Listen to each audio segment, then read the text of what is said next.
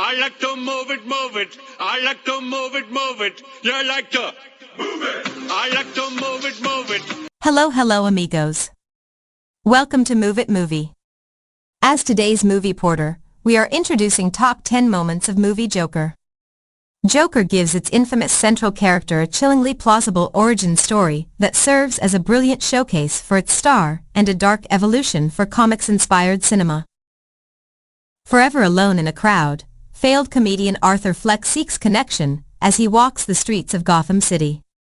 Arthur wears two masks, the one he paints for his day job as a clown, and the guise he projects in a futile attempt to feel like he's part of the world around him.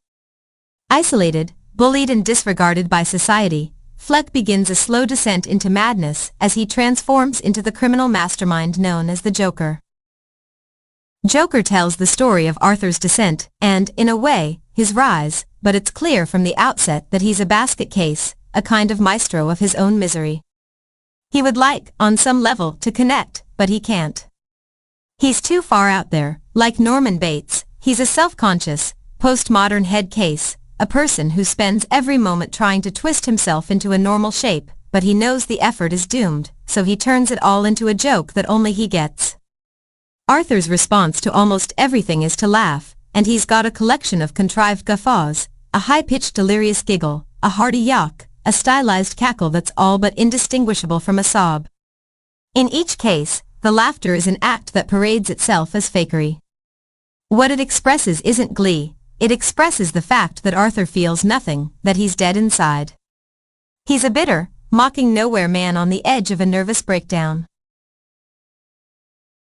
While Phillips' cast is riddled with character actors, whose unique faces would rival the cast of One Flew Over the Cuckoo's Nest, it's mostly an individual piece.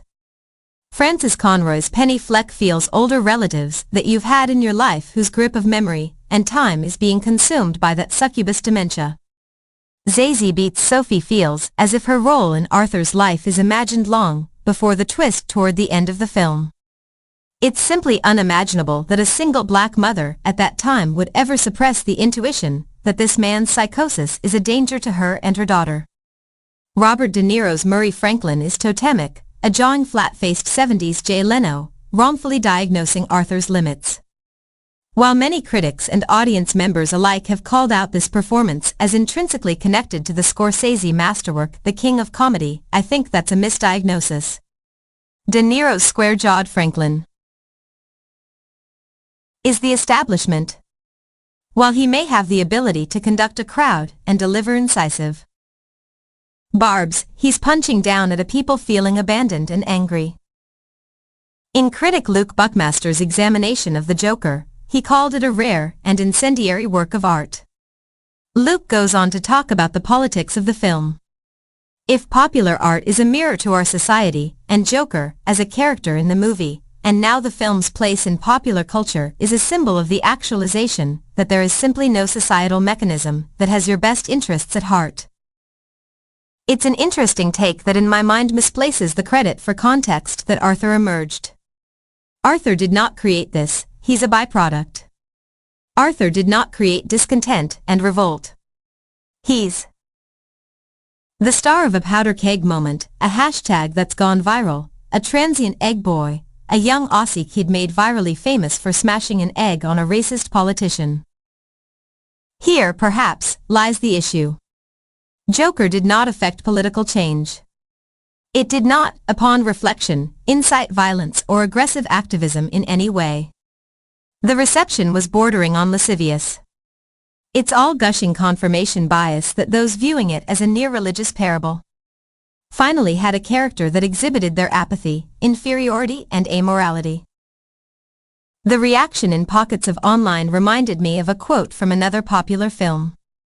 Men in Black's K. Tommy Lee Jones, thanks to writer Ed Solomon, gets the quote of the film.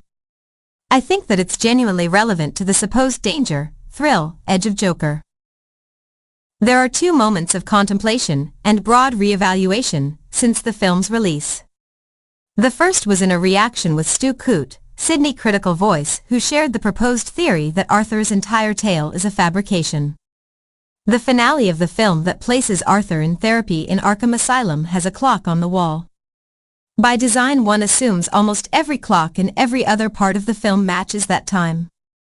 That would mean that this is Arthur is manipulating his captors with an elaborate fiction, laced with twisted facts, to affect empathy and weakness.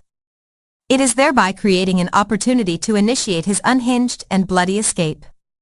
While it certainly made sense and felt more faithful to the character's genius in a way that isn't addressed by the rest of the work, it didn't add up. The second is a letter from the popular filmmaker Michael Mann to Todd Phillips about the film. Mann praises Phillips and Silver's screenplay, calling it authentic and not derivative. Mann goes on to say that we find Arthur disturbing and poignant simultaneously. He's both child victim and adult perpetrator. Both are true, as is the case with most schizophrenics. That both are true is uncomfortable. We find ourselves in a fugue state. Its counterpoint. Mann's points are something to consider in portrayals of the Joker. In Mann's own work adapting Thomas Harris's Red Dragon into Manhunter, he wanted to make audiences feel that quandary deeper than in the pages of the novel. It's not that Arthur Fleck cannot be victim and perpetrator, it's that when his cocoon opens, the inference is that he ascends into the Joker. Manhunter's Dolarhyde crystallizes that premise in a vastly more frightening and unique way. Dolarhyde's family observation, killing, the staging of victims into a profoundly perverted dead audience for his sexual domination, and death-dealing is authentic and not derivative. Origin stories in the superhero genre, by definition, are derivative. Finally, perhaps the most egregious sin of the film is being put through the fucking bat origin again. If one more filmmaker shows that damn dominant, Frank Miller, pearl flying, double murder, I'm going to curse loudly at the screen and frighten the patrons around me. There's no creative scenario that doesn't end in the filmmakers or the studio treating that the audience like complete fucking morons. This film is a Joker cosplay more than Joker. A cipher elevated to savior by the disenfranchised and angry. It's not only a bad joke, but it's also a sad joke. I just don't want to feel so bad anymore, whispers Arthur, who's also on 7 different types of medication, and has been in the system for most of his life. A system that now has no resources or time for him. A desperate whisper that you know won't be heard by anyone. That simply signifies the beginning of both a descent and his path to becoming the Joker. This is ultimately what Joker is, an origin story. One that touches only ever so lightly on what has come before in the DC universe.